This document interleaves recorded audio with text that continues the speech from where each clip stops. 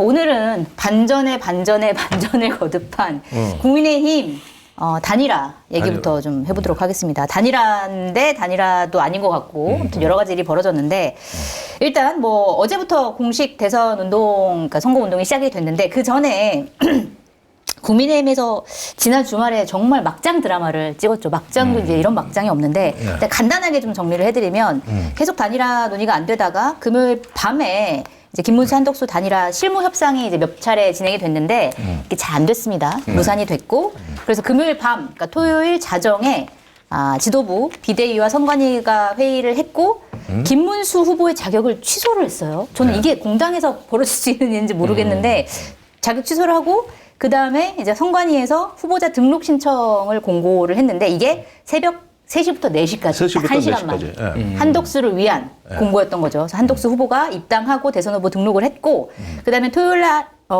아침 10시부터 밤 9시까지 전당원 투표를 합니다. 자, 한덕수 후보를 새로운 이제 대선 후보로 우리가 선출을 할 것이다. 찬반. 해서 이제 당연히 이제 지도부는 찬성이 많이 나올 것으로 예상을 하고 기다렸을 텐데 결국 부결. 반대가 더 많았던 거죠. 그래가지고 이제 한덕수 후보는 날아가고 김문수 후보가 국민의힘 대통령 후보로 11일 오전 9시에 등록을 했습니다. 자, 이 단일화라는 명목으로 공당에서 이 지도부가 이런 식으로 할 수 있나? 자, 이 과정 어떻게 보셨어요? 제가 이걸 어디에 좀 빗대서 뭐 동서고금의 사례를 찾아가지고 이걸 좀 풍자적으로 글을 써보려고 정말 열심히 뒤졌습니다. 네. 이렇게 막장과 허무한 결말에 대해 가지고 정치권에 또 있는가? 챗GPT한테도 물어보고 퍼플렉서티한테도 물어보고 진짜 반나절을 뒤졌어요. 네. 없습니다. 그러니까 어느 찾아주는 나라에도 게 찾아보고 없어. 네. 기껏 찾아줘봤자 작년에 바이든하고 해리스하고 후보 교체한 거 네, 대선 한 달 앞두고 벌어진 일이죠. 그다음에 1972년에 민주당 부통령 후보가 황당하게 바뀐다 안 바뀐다 번복한 사례가 있고 네. 그래가지고 한 5번 정도를 해서 이렇게 쭉 읽어봤거든. 안 웃겨. 문제는 안 웃기고 너무 진지해. 네. 근데 여기는 다른 아주 빵 터지는 게 있단 말이야. 그래서 이런 거 찾아내라고 내가 몇 번을 검색 엔진에 넣었어요. 안 나와. 없어. 네. 유일무이한. 안 웃기더라고. 너무 진지하고 서사적이야. 네. 그런데 여기는 어떤 우연과 반전과 엽기가 있는. 그래서 정치를 누군가는 각본 없는 드라마라 그랬는데 전 그렇게 생각하지 않아요. 이건 분명히 각본이 있는 드라마다. 네. 각본 없이는 이렇게 될 리가 없다는 거예요. 네. 분명히 이건 설계가 있고 각본이 있는 드라마다. 네. 나는 그렇게 생각해요. 각본 있는 막장 드라마였다. 우선 공무원 50년 장기 근속한 총리가 9일간 갑자기 단기 알바를 했어. 네. 단기 알바. 단기 알바야 이거. 그래가지고 50년간 지긋하게 국무총리 하시고 공무원하고 이분이 1970년에 됐거든. 공무원이. 네. 그런데 어떻게 9일간 단기 알바를 하냐 이거야. 국민의힘에 와서. 그것도 그 단기 알바도 말이야. 나는 본인은 또 이렇게 정규직 되는 줄 알고 단기 알바 한 거 아니야, 그지? 그랬는데 나는 그 국회 들어갈 때 차량도 누구 차량을 타고 들어가는지 그것도 궁금해요. 왜냐? 그 새벽에 국회 문을 안 열어줘요. 맞아요. 국회 마크가 있으면은 의원이 오는가 보다 그래서 보고 저기 그 경비하는 왜 경찰이 있잖아. 네. 걔들이 그 철문을 연락해 열어. 그런 다음에 가십시오 하고 쫙 이런다고. 그런데 모르는 차는 그 시간에 통과가 안 돼요. 그러는데 어떻게 누구 차를 타고 와서 그 문을 통과했으며 거기에다 새벽 4시에 국민의힘 그 본청에 있는 거기 가가지고 입당원서를 냈을 건데. 네. 그러면 수위가 이게 뭔 소리요? 갑자기 문 열어달라 그러고 그 자동문이 잠기거든. 누구 연락을 받고 고문을 열어줬냐 이거야. 네. 이런 디테일의 비밀이 있다고. 그게 시나리오를 짠 사람이 그 열어줬겠네요. 그러니까 이 단기 알바가 편의점에 가서 사장하고 짜고 야, 너 있잖아 9일만 참으면은 말이야 쟤 내보내고 여기 내보내고 네가 치프가 되는 거야. 이래가지고 알바를 한 거지. 9일간. 그랬는데 그렇게 보면은 요 모양이 뭐냐 하면 누구 차 타고 갔냐, 누가 문 열어줬냐, 마중 나왔냐, 요것만 조사하면은 이거 네. 게임 끝나는 거예요. 시나리오. 진상 다 박혀져 이거. 자, 전략가가 누군지를 알 수가 있다. 어떻게 보셨어요? 일단 2주 전에 한번 개인 사정으로 빠지셨잖아요. 네. 빠지셨잖아요. 역시 구국의 강철 이빨. 그러게요. 이빨이 있어야 되는구나. 이 바닥에는. 그렇죠. 다시 한번 박수를 드리면서 그 각본 없는 드라마가 아니라 각본 있는 드라마라고 하셨잖아요. 네. 저는 한 번 더 비트겠습니다. 네. 각본대로 안 되는 게 정치다. 각본대로 안 되는 드라마가 정치다. 각본은 있었으나 그대로 안 됐다. 네, 그대로 안 됐다. 이 생각이 들고요. 대한민국은 너무 회전율이 빨라요. 이게 식당은 회전율이 빠르면 정말 좋거든요. 근데 이게 이틀밖에 안 됐잖아요. 벌써 한 몇 주 된 것 같아요. 이게 지금. 그러니까요. 네, 이게 굉장히 구문 같아요. 구문 네. 지금 이 얘기를 네. 하는 게. 그런데 이거는 말씀하셨다시피 대한민국 민주주의 정당사의 길이 남을 일이에요. 사실은. 그러니까 맞습니다. 대한민국의 쿠데타보다도 희귀한 사례다. 이거는. 개헌보다도 이기다. 개헌보다도 희귀한 사례예요. 그러니까 네. 후보 교체를 이렇게 강제적으로 이렇게 한 거는 앞으로도 아마 나오기 힘든 네. 굉장히 희귀한 사례인 것 같고, 뭐 여러 얘기가 있겠지만 다른 걸 떠나가지고, 저는 친윤이라고 불리우는 그 세력들, 국민의힘의 그 토호, 네. 다이묘, 요 세력들, 이제 이 세력들이 어떻게 지금 이거를 또아리를 틀고, 어떻게 앞으로도 당권을 쥐고 가려고 하는지를 적나라하게 보여줬다. 그 생각, 그동안도 많이 보여줬지만은, 네. 네. 무슨 수를 다 쓰겠구나. 그러니까 아하. 본인들의 권력을 유지하기 위해서는. 그래서 이제, 무신 정권이 생각이 났고요. 네. 무신? 그러니까 무신 정권 고려 시대. 오케이. 그러니까 무신 정권은 계속 이어지면서 이제 이게 경대승이냐 정중부냐 뭐 이렇게 위에만 바뀌면서 계속 갔잖아요. 이들이 계속 해먹으려고 하겠구나 그 생각이 들고 저는 사실 오늘 좀 김 빠지는 얘기지만은 네. 대선에 관심이 별로 없어요. 그래요? 예, 이미 정해져 있기 때문에. 대선 이후에 국힘에서 무슨 일이 벌어질 것이냐. 저게 더 관심이 있는 거야. 요게 최고의 관심. 그렇지. 이야기가 아직 안 끝난 거야. 네버엔딩 스토리. 지난 9일은 뭔가 그 예고편이야. 블록버스터를 네. 예고하는. 그러니까 그걸 기다리는 저 촉이 좋아서 저래. 그 얘기 뒤에 질문이 있으니까 예. 어떻게 될지 들어보도록 하고 일단 자 국민의힘 지도부는 친윤은 그러니까 사실은 당연히 그 이전에도 이제 국민의힘 당원들이 한덕수 후보로 예를 들어서 단일화가 필요하다 이게 의견이 많았기 때문에 당연히 이제 전당원 투표에서 될 거라고 생각했는데 안 됐단 말이에요. 당원들은 왜 이런 선택을 할 거야? 왜 김문수 후보로 뒤집힌 결정적인 이유 뭐라고 보세요? 근데 이거는 제가 꺼낸 음모론은 아니고요. 네. 당원 투표의 결과를 본 사람이 거의 없어요. 지도부 몇 명만 보고 지금. 그러니까 뭐 차이가 그렇게 많지 않았다 뭐 이런 얘기만 나오죠. 네. 근데 그 추가 송달료 때문에 이게 뒤집혔다라는 기사가 몇 개가 나왔어요. 추가 송달료? 그러니까 뭐냐면은 남부지법에 일요일날 낮에 가처분 신청을 냈는데 김문수 후보가 냈는데 그쪽에서 법원에서 추가 송달료를 내라고. 근데 이 추가 송달료의 의미는 이거를 통지를 하는데 이게 너무 긴박하니까 우리가 사람을 써가지고 너한테 달려가가지고 전달해 줄게.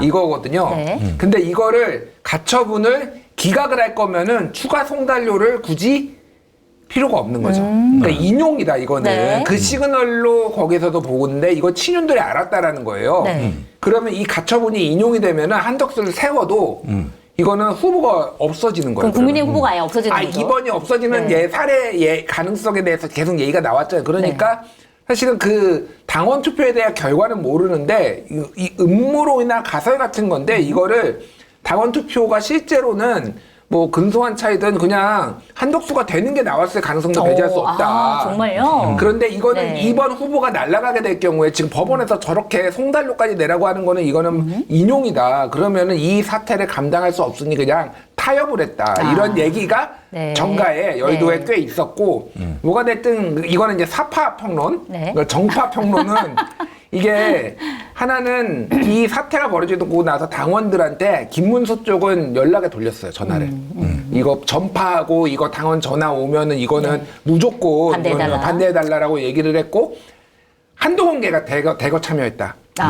한동훈계가 대거 참여했다. 이렇게 네. 이런 뭐 가설들이 있어요. 그래서 전체적으로 보면은 질문도 굉장히 이상하게 만들어 놨거든요. 당원이십니까? 예, 아니요. 그런 다음에 김문수 후보를 후보로 하는데 찬성하십니까? 한덕수. 아니, 죄송합니다. 김문수라는 이름 안 나왔죠. 한덕수를 후보로 하는데 찬성하십니까? 예, 아니요. 방금 답변하신 게 진짜입니까? 또 한번 물어보거든요. 그러면은 예로 해야 돼. 네. 뒤에는 앞에는 아니오로 했다가 되게 헷갈리거든요, 이게. 그러니까 이런 식으로까지 치밀하게 준비를 했다, 이들이. 그러니까 근데 부결될 수가 없는 투표였어요. 부결되기 어려운 상식적으로. 투표였어요, 사실은. 네. 그러니까 이 모든 이야기의 시작은 그 기사가 나간 거는 CBS 정치부의 이정주 기자가 이정주. 하필 그날 당직이었다는 데서부터 이야기가 시작돼. 그날 이정주 기자는 원래 당직이 아니었어. 네. 누구하고 바꾼 거야. 네. 그랬는데 되게 길어. 뭘 할게요? 그래가지고 연락이 뒤지기 시작한 거야. 그때 송달료 5만 원이 딱 포착이 된 게 네. 이게 기자가 바쁘게 취재하다 보면 이렇게 차분하게 취재가 안 돼요. 맞아요. 그럼 월간지 기자나 하는 거예요. 근데 당직이니까 다른 거야. 네. 그러니까 차분하게 보다 보니까 5만 원이 걸려가지고 이때부터 연락에 취재를 한 거죠. 그래가지고 이제 방금 얘기하신 그 스토리가 기사가 최초 보도가 나간 거예요. 네. 그런 다음에 국민의힘에 확인 취재를 했다. 근데 이상하게 반응이 없어. 네. 그러니까 이게 뭐냐면은 실제 당원 투표 내막은 아무도 몰라. 그 결과를 깐 적이 없어. 그다음에 당원 투표가 나왔다 그러면 당사자가 한덕수, 김문순이가 당사자들한테는 알려줘야 돼. 근데 김문수 측은 받은 적이 없어. 근데 한덕수 측에서 만약에 그 사실을 알게 되면 만약에 본인이 더 그러면은 많이 이제 나왔는데 어떻게 되는 거냐면 한덕수는 스탑 더 스틸을 외치는 거예요. 부정선거거든. 네. 뒤집힌 거거든. 그러네. 네, 그럴 수 그렇게 되면 있잖아요. 그렇게 되는 거야. 그러면서 이제 선거 부정이다. 네. 이렇게 해서 나올 문제 소지가 있는 거죠. 그래요? 나올 수 있다. 그러니까 추후에. 이게 조금 시청자들 듣기에는 네. 저건 뭔 소리냐 그러겠지만은 저 당원 투표는 실제 까진 적이 없다. 공표 금지라 그랬는데 그러지만 당사자한테는 알려준다. 그러게요. 근데 받은 당사자가 없다. 네. 그래 놓고 9시에 투표 마감하고 11시에 이제 후보를 김문수로 확정했단 말이에요. 네. 11시 반인가 그래요. 그러면은 그 2시간 사이에 뭔 일이 있었느냐. 요게 핵심이고, 그 전에는 뭔 일이 있었느냐가 아까 얘기한 한덕수가 국회 와서 당비 10,000원 내고, 저기 그 입당원서 쓸 때 누구 차 타고 왔느냐. 네. 요 두 가지만 한번 이렇게 체크해 보시면. 취재를 해볼 필요가 있겠네요. 그렇지. 이 막장 드라마의 배후에 네. 어떤 각본과 설계가 있었는가. 이게 이제 드러나게 되는 거고, 제일 중요한 거는 김문수조차도 이 당원 투표가 부결될 걸 안 믿었어. 안 믿었죠. 맞아요. 네. 보도가 나오더라고요. 네. 네. 진짜 안 믿었다니까. 그러니까 부결이라고? 왜? 부결이라고 왜? 이렇게 된 거예요.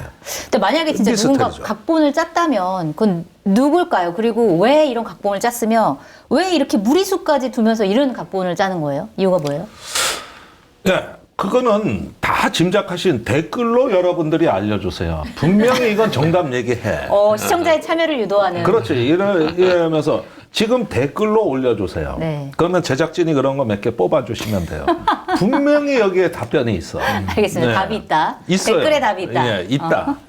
알겠습니다. 자, 기획자 누굴까요? 글쎄요. 댓글로 알려주시고요. 근데 이렇게 빠져나가는 건가요? 그게 아니라 이제 배우의 윤석열이 있다라고 하는데 윤석열이 큰 틀에서 한덕수를 밀었지 이 디테일한 거를 다 기획하지는 않아요. 그분은 술이나 드시겠고 개 산책이나 시키시겠지. 네. 그럴 것 같지는 않고 결국은 이거는 쌍권 차원에서 했다라고 보일 수밖에 없죠. 네. 예.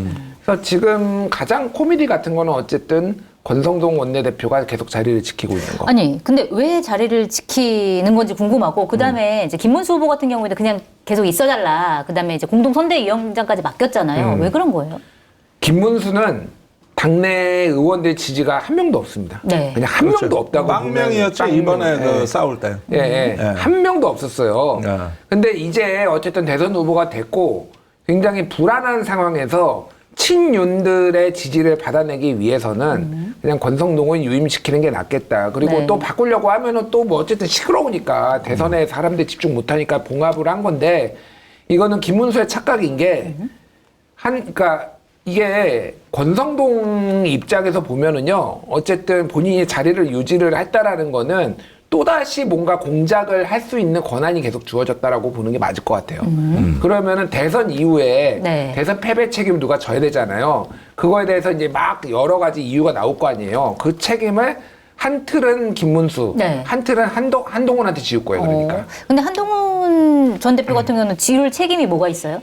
대선을 안 도왔잖아요. 아, 선대위원장 네가 안 거절하고? 도와서 당의 분열을 일으키고 그래서 이렇게 역사적인 패배를 했다. 저는 역사적인 패배를 할 거라고 지금 미리 보고 있는데 네. 그리고 김문수 당신의 어떤 광장 세력하고 이렇게 선을 안 긋는다든지 당신의 실언이라든지 당신이 제대로 준비가 안 된 후보라서 우리가 졌다. 이런 식으로 양쪽의 책임을 지면서 이제 다시 이제 뭐 또 비대위 같은 거 만들고 또 그러면서 또 하겠죠. 그러니까 그 여지를 줬다. 사실은 김문수는 대선에 이기지 못하더라도 계속 당에 남아서 당권을 줄 생각을 아마 네. 하고 있을 텐데 김문수는 바로 버려질 거예요. 바로 네. 버려진다. 알겠습니다.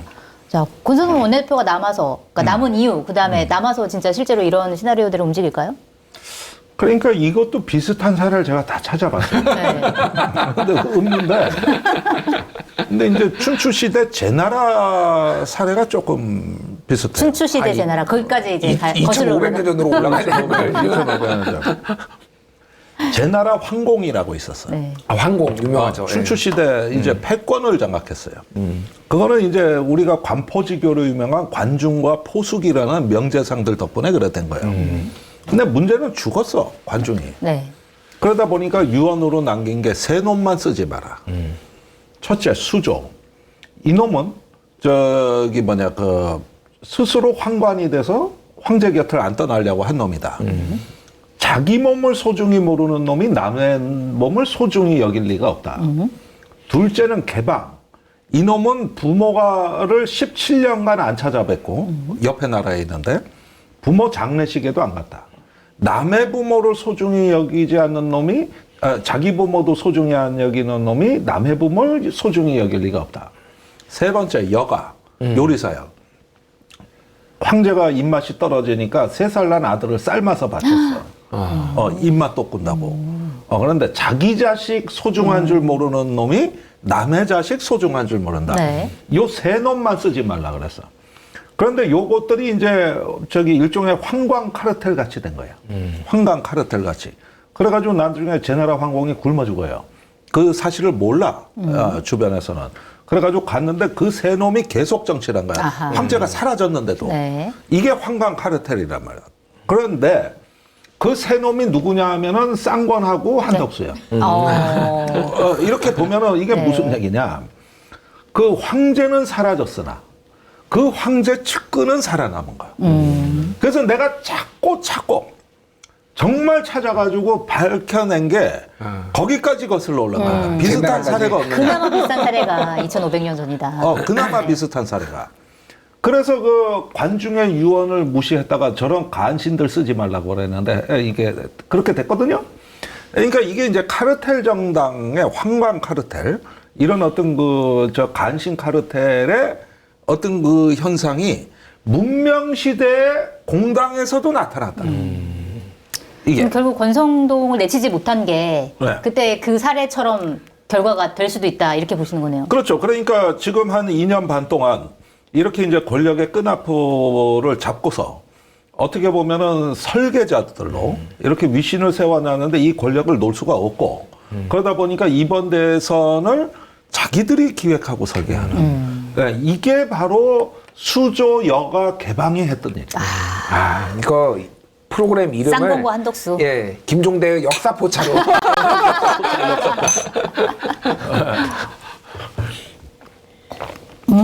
아니 내가 웬만하면 뭐 역사다 동서고금이다 뭐 이런 것들 뭐 그렇게 방송에서 얘기 안 하는데 이번에는 너무 엽기라서 너무 엽기죠, 진짜. 순간적으로 떠오르는 게 뭐냐 하면은 비슷한 사례가 없을까? 뭔가 찾아 헤매셨군요. 찾게 되는 거야. 2500년 전. 그래가지고 겨우 찾아냈어. 겨우.